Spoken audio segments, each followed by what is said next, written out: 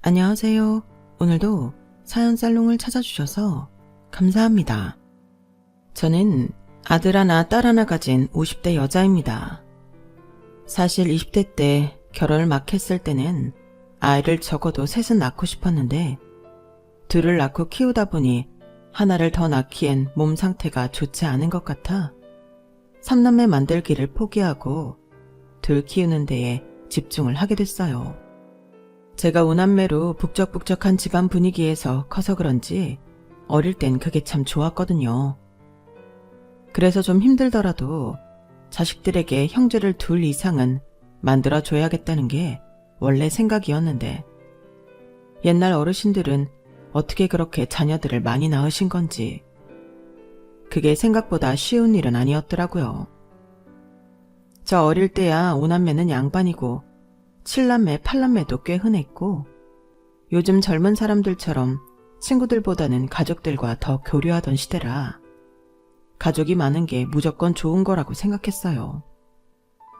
그런데 막상 제가 부모가 되어보니 둘 낳아서 키우는 것도 상당히 벅찬 일이더라고요.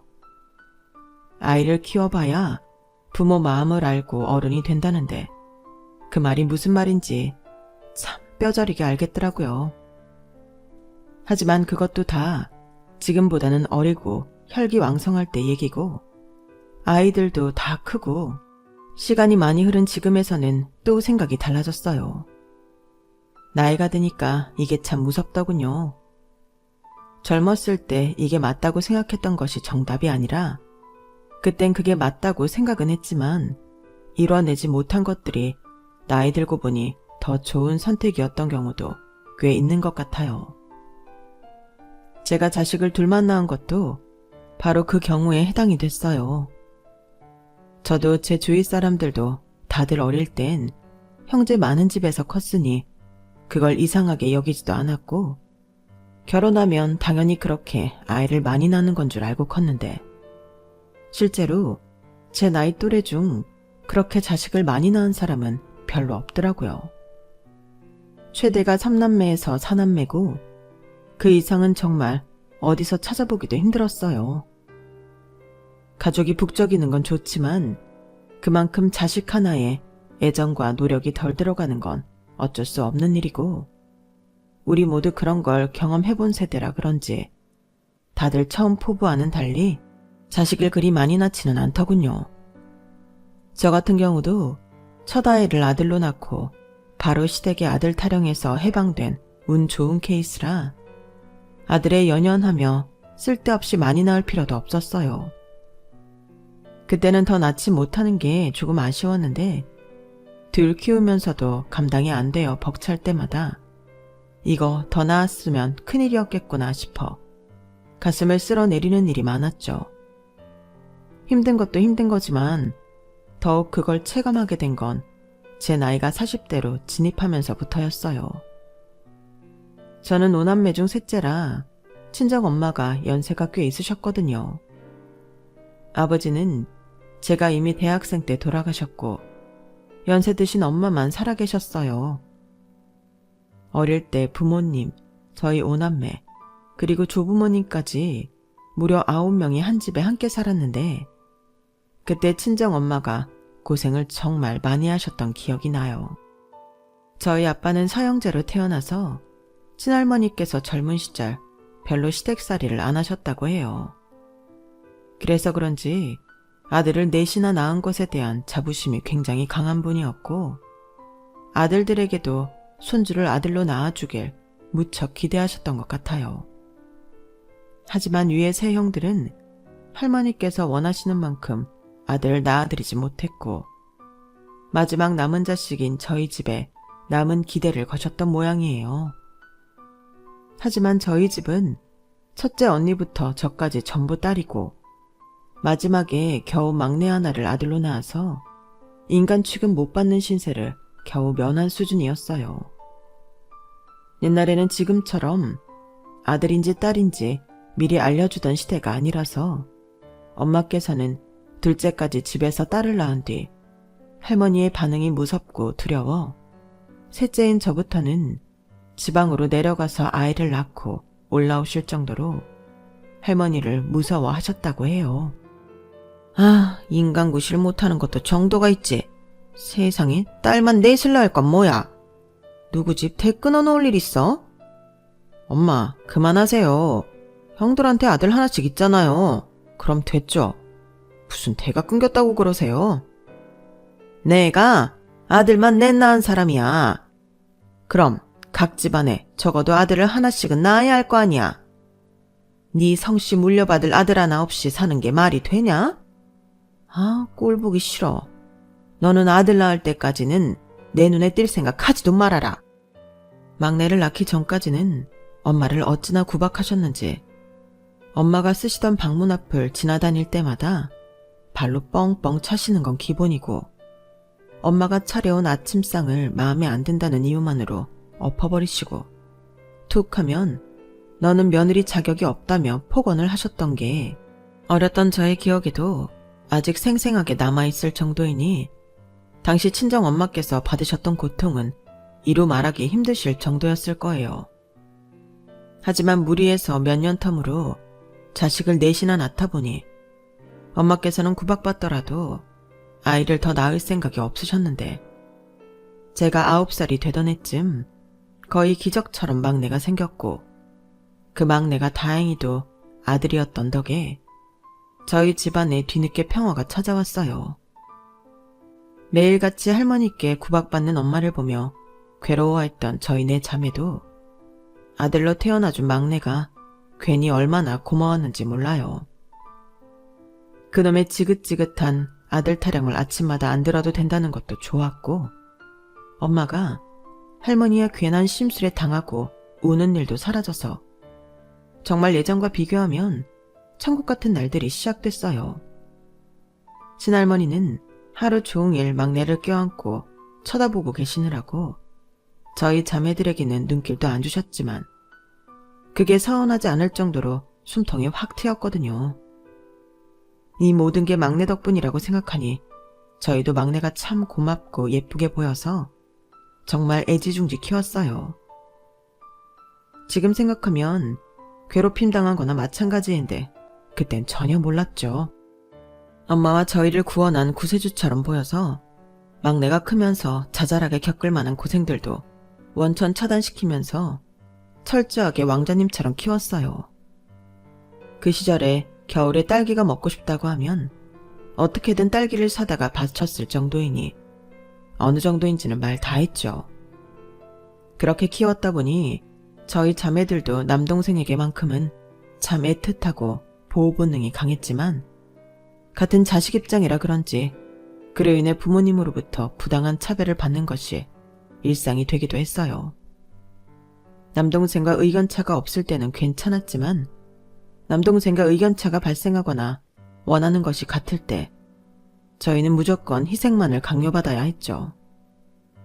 아무리 남동생을 아꼈다고는 해도 저희도 사람인지라 억울하고 화가 날 때도 참 많았어요. 하지만 남동생과 적이 되는 건 이 집안 전체를 등 돌리는 일이나 다름없는 일이라 어렸던 저희는 별다른 저항 없이 그런 시간들을 참고 넘겨야만 했어요. 그런데 이게 어찌된 일인지 그렇게 애지중지 큰 남동생은 크면서 사고만 치는 사고뭉치가 됐어요. 술, 담배를 즐기며 밤 늦게 다니는 건 일상이고 척 봐도 질 나빠 보이는 사람들과 다니며 동네를 시끄럽게 들쑤시고 다니곤 했죠. 아니, 엄마, 우리가 쟤를 어떻게 키웠는데 왕자로 키웠으면 왕자로 커야 하는데 그러진 못할 망정 어쩜 저렇게 망나니로 큰 거예요? 무슨 소리야. 건욱이한테 무슨 잘못이 있다고. 이게 다 내 잘못이다. 건욱이한테 의지가 될 형 하나쯤만 낳아줬어도 제가 누나들 틈에서 자라 자기 혼자 남자니까 정붙이고 의지할 곳이 없어서 밖으로 놔두는 거 아니겠니? 친구들만 괜찮은 애들로 사귀었어도 이럴 일은 없었을 텐데. 엄마, 그건 아니죠. 누가 형 없다고 저런 친구들을 사귀어요? 제가 사리분별이 없었던 거죠. 사람이 끼리끼리라는 말이 괜히 있겠어요? 본인부터 정신머리 똑바로 박혀 있었으면 저런 날라리 같은 친구들은 알아서 안 만났겠죠. 뭐라고? 너는 누나가 돼서 동생을 안쓰럽게 생각하고 감싸주지 못할 망정. 그럼 네 동생이 그 망나니들이랑 똑같은 인간이라는 거야? 넌 그 말을 하고 싶은 거야? 아니 엄마, 그렇게만 받아들이지 마시고요. 저희도 막내라고 애지중지 다 받아주면서 키웠는데 속상해서 그러죠. 가족들이 다 잘했다고만 하니까 오히려 삐뚤어지잖아요. 됐다. 듣기 싫다. 니들이 아무리 뭐라고 해도 이 엄마 인생을 바꿔준 건 막내야. 태어날 때부터 효도를 한 게 막내라고. 막내 태어나기 전에 내 삶이 어땠는지 니네가 알면 그런 소리 함부로 못한다. 너희가 백날라한테 효도를 하더라도 막내가 태어나면서부터 한 효도에 비하면 아무것도 아니야. 그러니까 막내한테 괜히 입대지 마라. 알겠어? 엄마, 진짜 해도 해도 너무하시네요. 언니 그만해. 언니가 참아. 막내가 사고뭉치로 커가면서 가족 간의 갈등은 점차 심화됐어요. 막내가 무슨 잘못을 저지르고 오든 엄마께서는 집안의 유일한 아들이니 절대로 기죽이면 안 된다는 둥 감싸려고만 드셨고, 저희 자매는 그로 인해 나중에는 엄마와도 갈등이 심해졌어요. 무조건적으로 막내만 감싸는 엄마의 태도에 언니들과 여동생도 엄마에게 학을 뗐죠. 난 이제 엄마 말 안 들을란다. 엄마는 우리한테 너무 희생만 강요하고 막내만 보고 사셔. 내가 봤을 땐 막내가 커서 전혀 엄마를 돌볼 것 같지도 않은데. 됐어. 제일 효자라잖아. 제가 효도를 하든 말든 우리는 신경 쓸 거 없어. 그놈의 효자짓. 나중에는 안 하더라도 엄마도 하신 말씀에 책임지셔야지 뭐. 그래도 마음이 약하고 천성이 착한 자매들은 엄마께 최선을 다해 잘해드리려고 노력을 했어요. 그런데 결국 엄마께서 아무에게도 언지를 주지 않은 채 막내 남동생에게 모든 재산을 넘겨줬다는 소식이 들리더라고요. 그동안 쌓여왔던 서운함은 그때 제대로 폭발을 했고, 가족 간에 내부 분열이 제대로 생겼죠. 엄마, 그런 건 얘기라도 미리 해주실 수 있는 거 아니에요? 법적으로 따지면 우리도 얼마든지 재산 나눠받을 자격이 있는 건데, 엄마가 엄마 재산 누구한테 주든 상관은 없지만 적어도 저희한테 이야기는 먼저 해주실 수 있잖아요. 내가 내 재산 주는데 니네 허락이라도 바꿔줘야 된다는 거냐? 미리 말했으면 니네가 가만히 있기나 하고, 하나밖에 없는 남동생 재산 어떻게든 나눠서 지목 톡톡히 챙기려고 눈에 핏발이나 세웠겠지.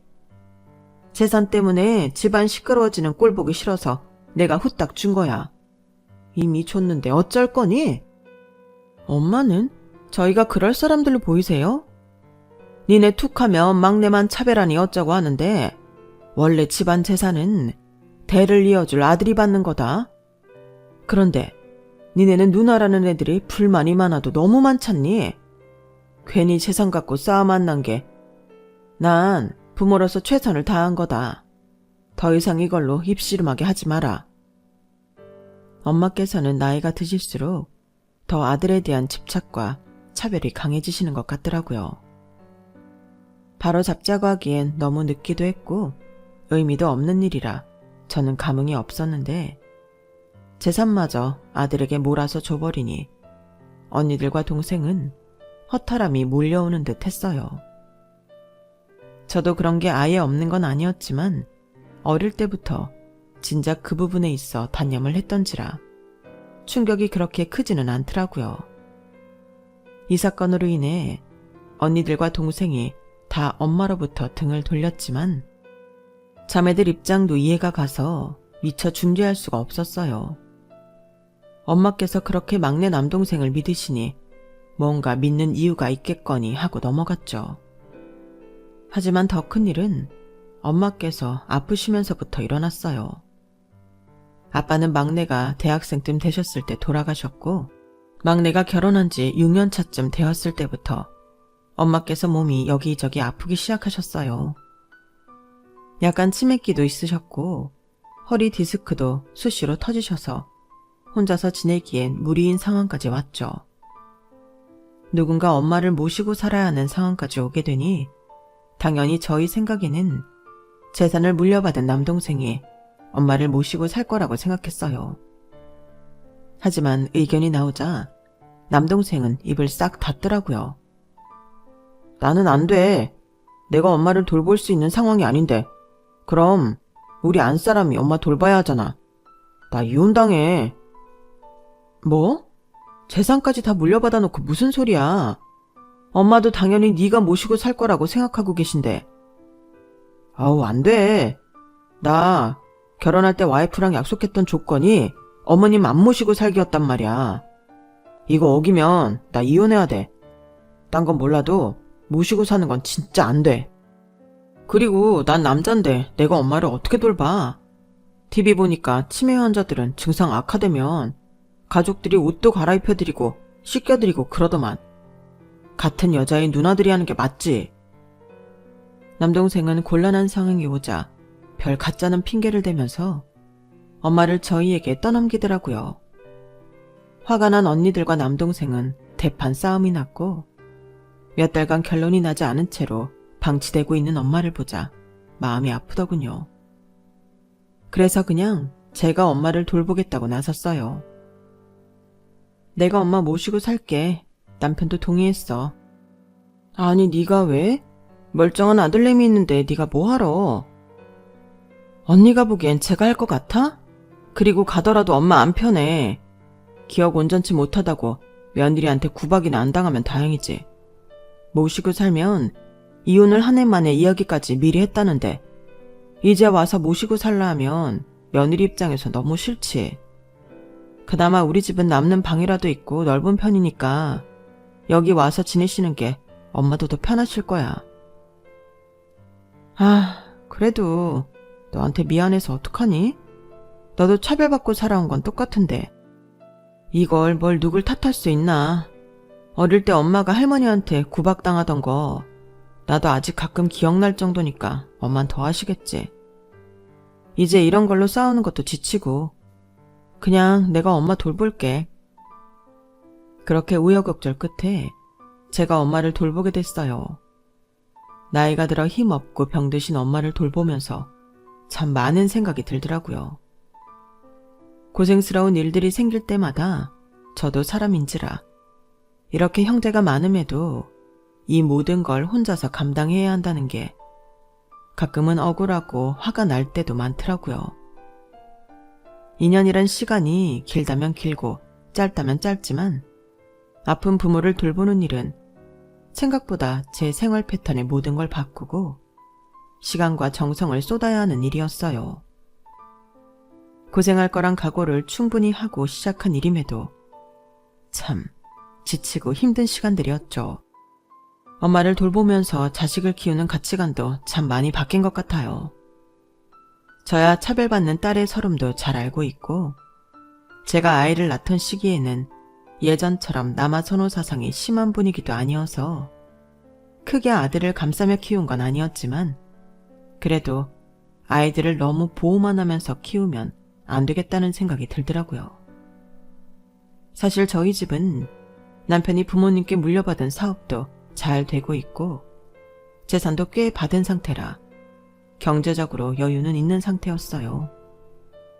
저도 전문직이라 엄마께서 돌아가신 뒤로 복직을 하니 금전적으로는 상당히 여유가 있게 되었어요. 사실 엄마를 돌보기 전에는 여유가 있는 만큼 아이들에게는 아낌없이 돈을 썼는데 제 남동생을 보니 너무 아낌없이 투자해도 안 되겠다는 생각이 들어서 아이들에게 집안 사정이 많이 여유롭다는 티는 안 내려고 노력을 했어요. 하지만 그렇다고 버는 것보다 많이 쪼들리게 살 수는 없는 노릇이니 애들이 어느 정도 남들과 비교해가며 눈치를 채긴 했지만 그래도 말로는 그렇게 여유 있는 집은 아니라고 강조를 했죠. 둘째는 워낙 어렸을 때부터 그렇게 강조를 하니 나름대로 세뇌가 된 모양인지 그런 줄 알고 나름대로 경제관념이 잡혀가며 크는 것 같았어요. 과소비도 안 하고 최대한 알뜰살뜰하게 저금도 하면서 크는 모습이 참 기특했죠. 반면 아들은 둘째보다는 나이가 있어서인지 어린 시절 아낌없이 자신에게 투자해줬던 걸 다 기억을 하고 있어서 설득하는 게 좀 어려웠어요. 우리 집 잘 사는 것 같은데? 엄마가 막 옷도 제일 좋은 거 입어야 한다고 일부러 비싼 데서 사주고 그랬잖아요. 그땐 형편이 나쁘지 않았는데 사업이라는 게 형편이 원래 좋다가 나빴다가 하는 거니까. 아무리 이런저런 핑계를 대가며 설득을 시키려고 해도 아들은 안 믿는 눈치였어요. 안 믿는 거야 뭐. 저희도 그렇게 애들이 믿을 만큼 허리띠를 꽉 졸라매면서까지 위장을 한 건 아니었으니 할 말은 없었지만 문제는 아들이 그 말을 안 믿는 걸로 끝나지 않고 계속해서 이런저런 금전적인 도움을 바란다는 점이었어요. 미래를 위한 투자와 관련해서는 선뜻 요구를 들어줄 의향이 있었지만 아들이 주로 요구하는 건 명품이라든지 자동차 같은 말도 안 되는 금액의 것들이었어요. 네가 공부를 하고 싶다든지 네 가치를 올리기 위한 지원은 언제든지 해줄 수 있지만 그렇게 대놓고 뭐 해달라, 뭐 사달라 하는 건 절대로 못 들어준다. 그건 네 가치를 올려서 네 힘으로 직접 벌어서 사도 늦지 않아.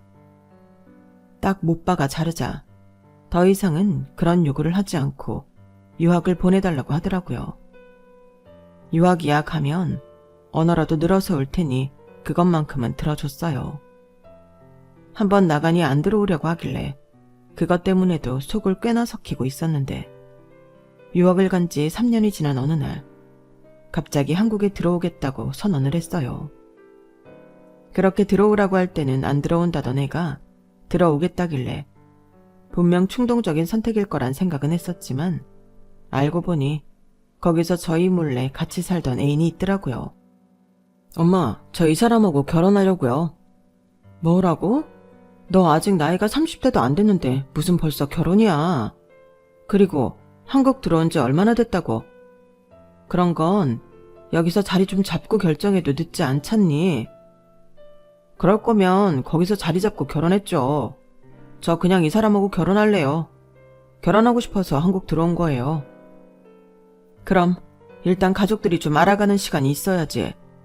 오늘 처음 봤는데 대뜸 결혼을 하겠다고 하면 내가 뭐라고 해야 하니? 제 아들이지만 정말 이해가 안 되더라고요. 매사 막무가내였던 제 남동생이 겹쳐 보이면서 머리가 아파왔어요. 남동생처럼 키우지 않기 위해 저 나름대로 온갖 노력을 다했는데 핏줄이라는 건 못 이기는 건가 5만 가지 생각이 다 들어서 순간 너무 힘이 들었어요. 하지만 아들은 그런 제 모습은 안중에도 없고 결혼을 해야겠다고 뻗팅기더라고요. 그럼 네가 꼭 당장 결혼을 해야겠다는 이유라도 한번 들어보자. 둘 다 나이도 어린데 대체 뭐 때문에 이렇게 결혼을 서두르는 거니? 이유가 있을 거 아니야. 나가서 같이 살아보니까 이 사람만큼 나를 이해해 줄 수 있는 사람이 없어요. 오래 사귀다 보면 헤어질 수도 있고 결혼해서 법적으로 묶이면 아무리 크게 싸워도 가족으로 극복해 나갈 수 있으니까 그렇게 하고 싶어요, 엄마. 나중에 나이 들어서 결혼하고 싶은 사람이 없어서 장가도 안 가고 속 썩이는 것보다 낫잖아요. 결혼할 나이까지 못 만날 것 같으면 인연이 아니라고 생각하는 게 맞지. 고작 헤어지기 싫다는 이유만으로 결혼을 하겠다는 게 말이 돼? 어차피 아무리 법적으로 묶여있다고 해도 한쪽이 헤어지고 싶다는 감정이 들면 결국엔 이혼을 하고 마는 게 부부관계야. 너 혼자 결혼을 지속하고 싶다고 할 수 있는 문제가 아니야. 그런 이유라면 나는 반대다. 나는 아직 이해를 잘 알지도 못하고 부모 허락을 받고 결혼하고 싶은 마음이 있어서 집에 데리고 온 거라면 우리한테는 시간이 필요해. 네가 그렇게 정당장 결혼을 해야겠다면 네 힘으로 해라. 나는 한 푼도 못 도와주니까.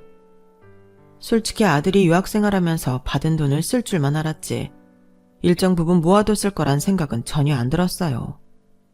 설마 부모 재산 믿고 이렇게 결혼하겠다고 떼쓰는 건가 싶어서 선을 확 그었죠.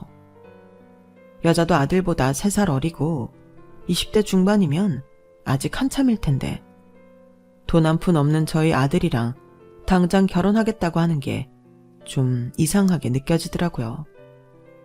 처음 봤을 때 옷차림이며 머리며 나름대로 단정하게 하고 오려고 신경을 쓴 것 같기는 한데 묘하게 풍기는 분위기나 말투가 껄렁해 보이기도 해서 더 마음이 안 갔어요.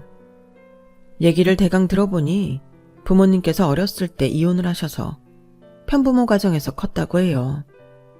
아빠 손에서 몇 년 크다가 아빠가 미국 교포와 재혼을 해서 미국으로 가서 살다 아들과 만나게 된 거라고 하더라고요.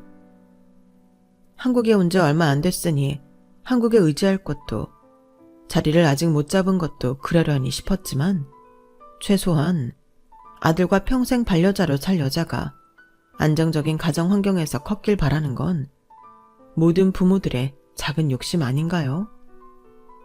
마음에 드는 구석이 하나도 없는 와중에 자라온 환경까지 제법 스펙타클하니 제 입장에서는 그 결혼을 하라고 등 떠밀어줄 이유가 하나도 없었어요.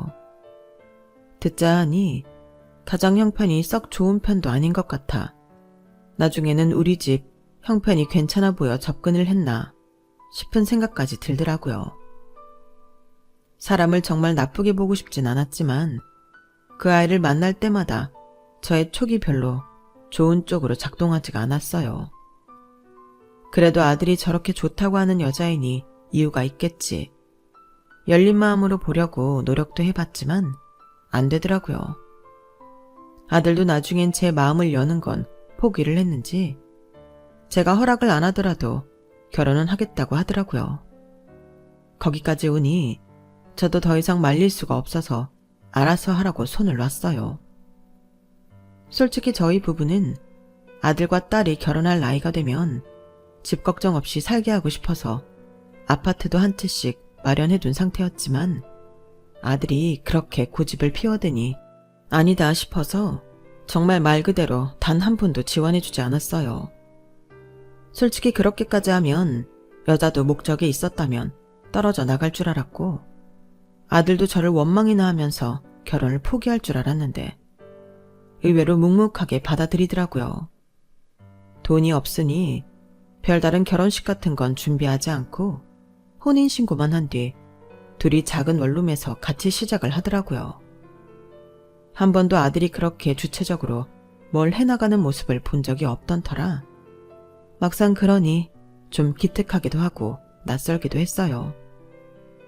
저희가 얼마나 좋으면 이렇게까지 할까 싶기도 했고 사람이 사랑 때문에 변한다는 게 이런 건가 생각도 들었죠.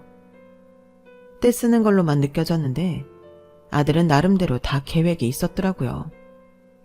미국에서 유학하면서 구상한 사업 아이디어가 있어 사업을 하고 싶다고 하길래 초기에 필요한 최소 비용만 지원을 해줬어요.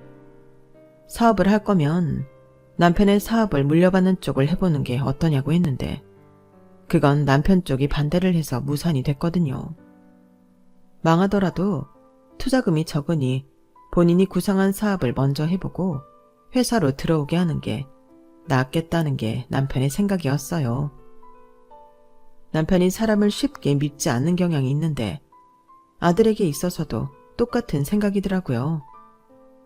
갑자기 사업을 하고 싶다고 본인이 평생 일궈온 사업을 그냥 넘길 수는 없다는 게 남편의 의견이었어요. 일리가 있는 생각이라 우선은 아들이 하고 싶다는 사업에 너무 고생을 하지 않을 정도로만 투자를 해줬고 나중에는 투자자도 찾았다고 하더라고요. 결혼하고 나서 그렇게 제 발로 뛰며 열심히 살아가는 것 같아서 점점 아들에 대한 마음이 열렸어요. 며느리도 마찬가지로 오히려 결혼 후에 마음이 좀 열리더라고요. 낯가린다는 핑계로 만나면 말 한마디 안 하고 새침하게 있는 꼴이 마음에 안 들었는데 나름대로 노력하며 다가오려는 모습이 보였어요. 크게 도움을 바라지 않고 자기들끼리 어떻게든 열심히 살아보려는 모습이 보기가 좋더라고요. 그래서 시간이 지날수록 사이가 좋아졌어요. 그렇게 5년쯤 지났을까요? 나름대로 자기 사업 잘 읽어나가고 있다고 생각했던 아들이 갑자기 늦은 밤 연락도 없이 집에 찾아왔어요. 문을 열어주니 술 냄새가 확 끼치더라고요. 엄마, 엄마. 얘, 너 뭐니? 아, 술 냄새. 무슨 술을 이렇게 마셨어? 엄마, 저 좀 도와주세요. 뭐? 무슨 일 있는 거야? 아들은 열심히 하고 있던 사업이 망하고 투자자도 등을 돌려 폐업을 하게 됐다고 하더라고요. 사실 폐업한 지는 꽤 됐는데 차마 저한테 그동안 말을 못했다고 하더군요.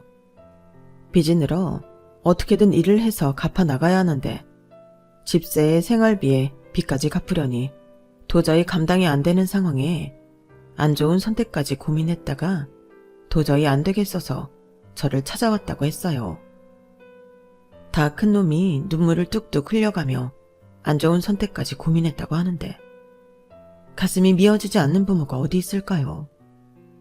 들어보니 사업 말아먹고 마땅한 일자리도 못 구해서 일용직 일을 한다고 들었어요.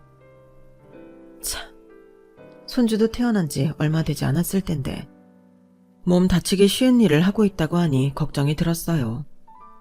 그래서 결국은 남편 밑으로 들어가서 다시 일을 배우라고 권유했고 집 문제도 해결해 주겠다고 했죠. 엄마, 정말이에요? 그래, 우리가 니네 결혼할 때 보태준 게 하나도 없잖니. 네가 그렇게 막무가내로 결혼하지 않았더라면 원래는 결혼할 때 해주려고 했던 집이 있어. 빚이 얼만지 모르겠지만 일단 팔아서 빚부터 갚고 처음부터 다시 시작해. 네, 당연하죠, 엄마. 정말 감사해요. 이 은혜는 절대 안 잊을게요. 철없던 아들이 그래도 결혼하고 가장으로 어떻게든 자기가 한 선택에 대해 책임을 지기 위해 이리 뛰고 저리 뛰다 실패를 맛본 거니 도와줘야겠다는 생각은 들더라고요.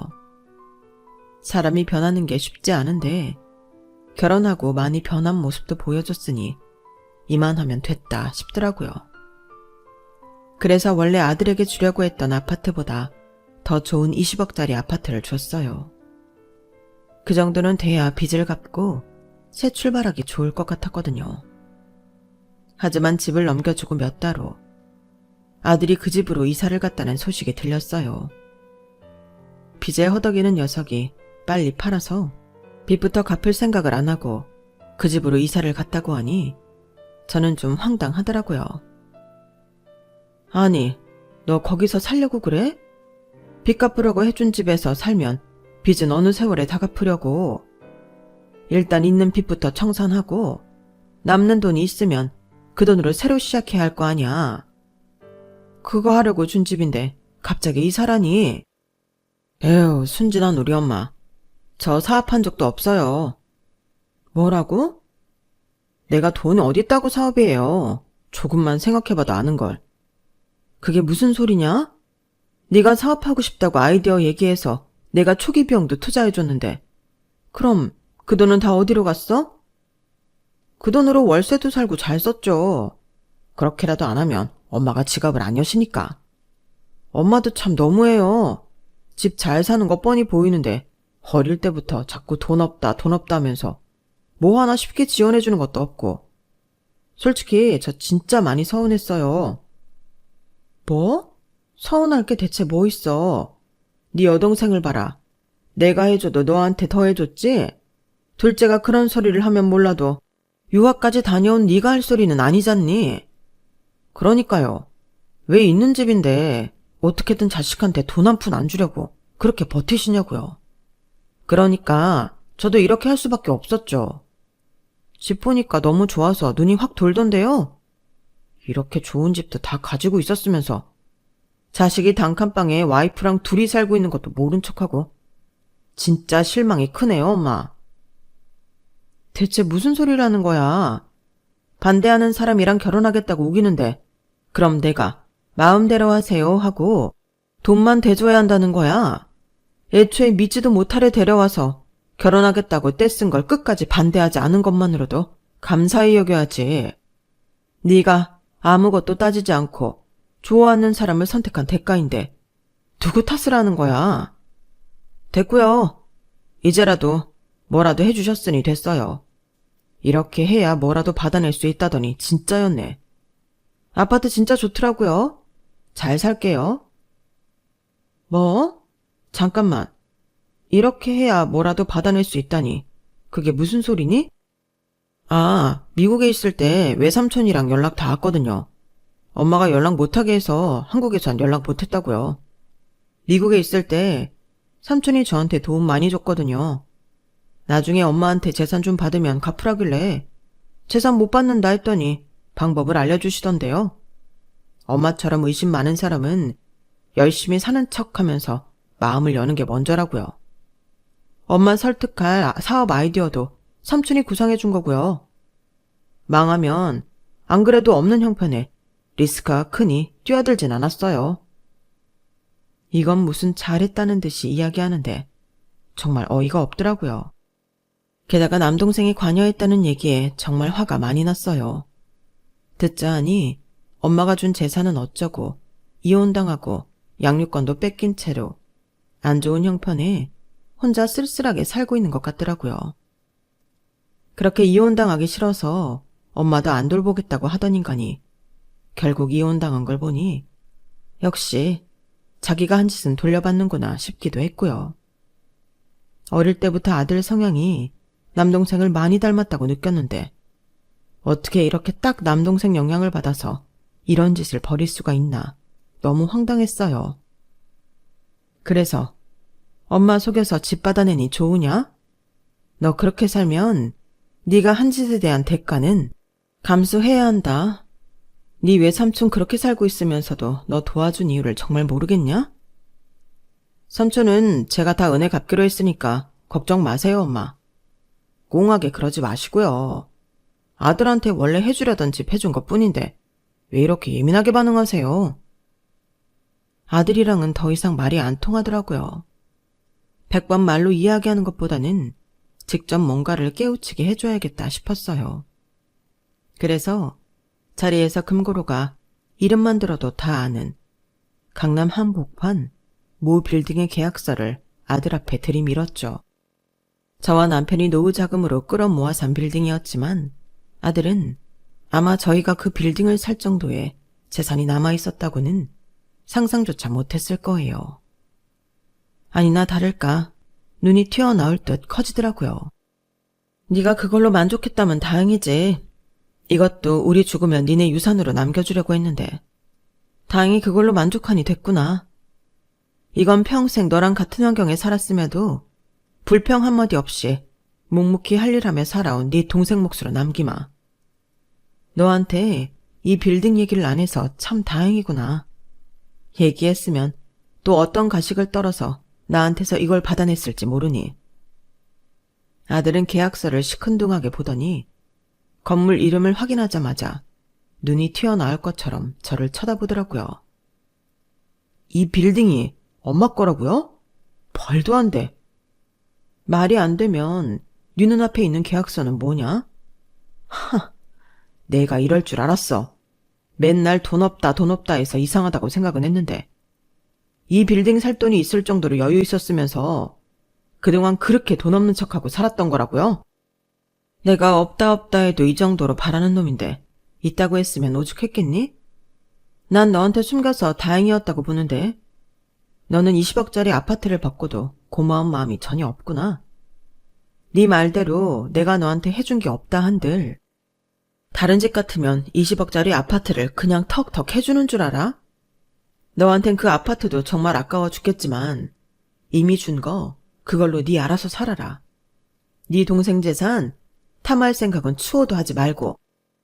인생에서 한 번도 해본 적 없을 정도로 크게 호통을 치니 아들도 좀 찔렸는지 더 이상 저에게 왈가왈부는 못하더라고요.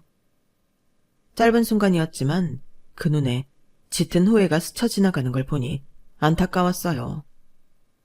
나중에 알고 보니 결혼을 부추긴 것도 동생 짓이었더라고요.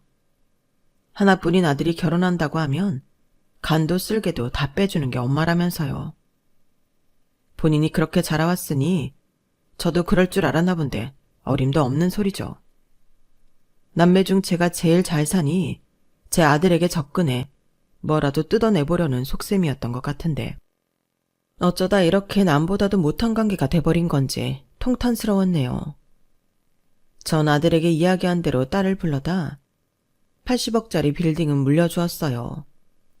아들은 그걸로도 한참을 저희 집에 찾아와 온갖 행패를 부리다 경찰서에 끌려갔다 오고 난 후에야 약간 정신이 들었는지 감감무소식이 됐어요.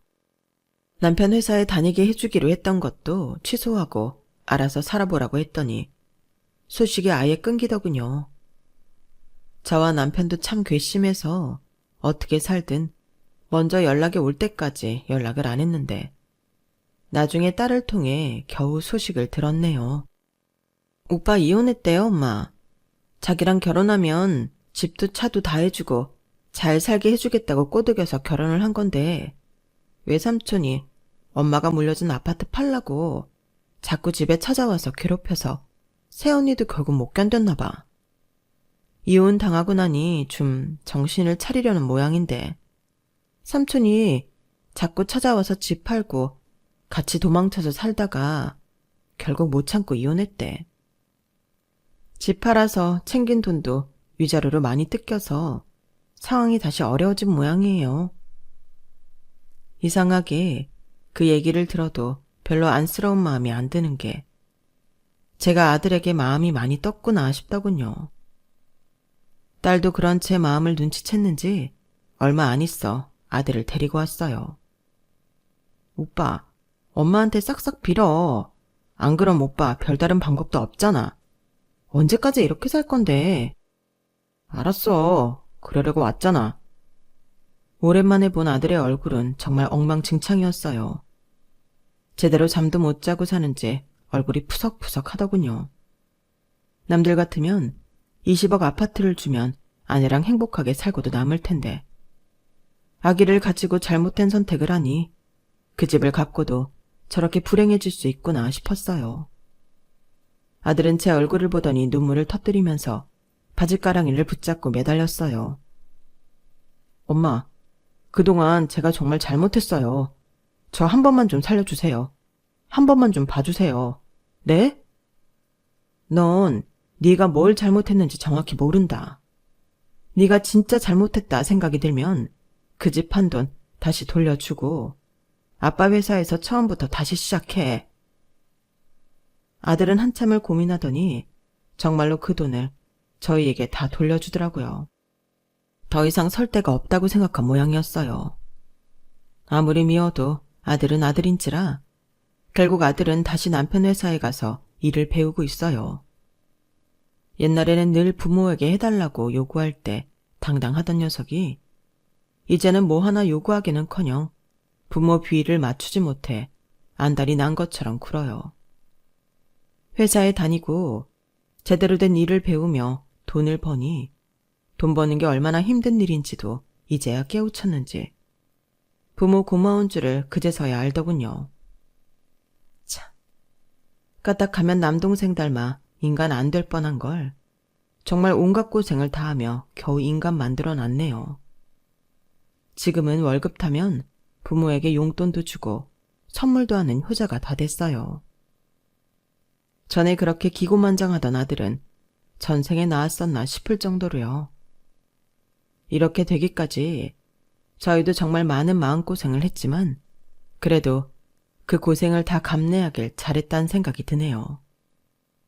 한번 이혼을 했으니 좋은 짝을 찾기가 더 힘들긴 하겠지만 이제는 아들을 괜찮은 사람에게 장가 보내도 제가 부끄럽지 않을 것 같다는 생각이 드네요. 현명하게 키운 제 딸 덕분에 아들과도 극적으로 화해하고 아들도 새 삶을 살 수 있었던 것 같아요. 여러분, 저 잘한 거겠죠? 제 사연은 여기까지입니다. 들어주셔서 고맙습니다. 좋은 날 좋은 기분으로 가족들과 항상 행복하시길 바랍니다.